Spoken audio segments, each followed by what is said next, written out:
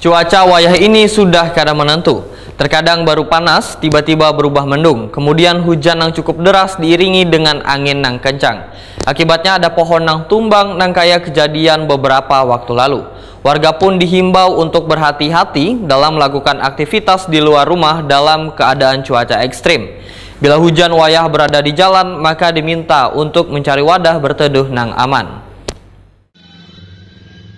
Cuaca wayah ini sudah kadang menentu, terkadang baru panas tiba-tiba berubah mendung, kemudian hujan yang cukup deras diiringi dengan angin yang kencang.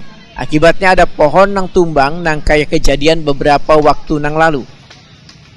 Wakil Ketua DPRD Banjarmasin Muhammad Yamin Wetakuni Prima TV jelang tengah hari Senin 4 Desember 2023 meminta Dinas Lingkungan Hidup, Badan Penanggulangan Bencana Daerah, PUPR serta instansi terkait lainnya untuk saling berkoordinasi turun tangan melakukan pencegahan dan pemeriksaan di lapangan baik terkait pepohonan maupun drainase supaya kejadian di awal tahun 2021 lalu yaitu banjir kada terulang lagi.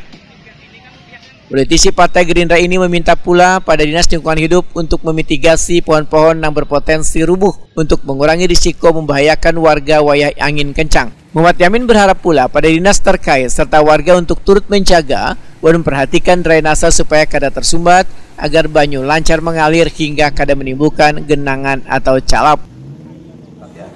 Dan khusus lagi Dinas DLH saat ini kan juga harus punya yang namanya mengidentifikasi kondisi pohon-pohon yang ada di Kota Banjarmasin.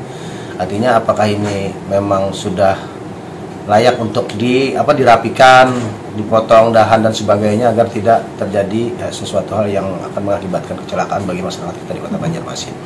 Dan kita juga menghimbau sih sebenarnya kepada warga Kota Banjarmasin khususnya dengan kondisi saat ini juga harus pertama adalah harus menjaga lingkungannya, menjaga kebersihannya, jangan sampai juga nanti di daerah mereka sumbatan-sumbatan ataupun drainase mereka tersumbat dengan aliran sampah dan sebagainya. Ini juga harapannya masyarakat untuk bisa sama-sama membantu ya. Muhammad Yamin menghimbau pula pada warga untuk berhati-hati dalam melakukan aktivitas di luar rumah dalam keadaan cuaca ekstrim. Bila hujan wayah berada di jalan, maka diminta untuk mencari wadah berteduh nang aman. Masyarakat juga untuk dalam kondisi saat ini agar mengurangi aktivitas di luar ya, artinya dalam kondisi cuaca yang ekstrim jangan sampai hal-hal yang terjadi di luar nanti untuk bisa masyarakat untuk menghindar.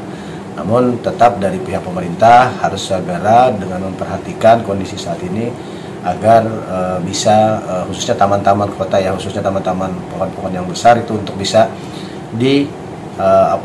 dirapikan ataupun yang dahan-dahan yang ini kan bisa membahayakan masyarakat.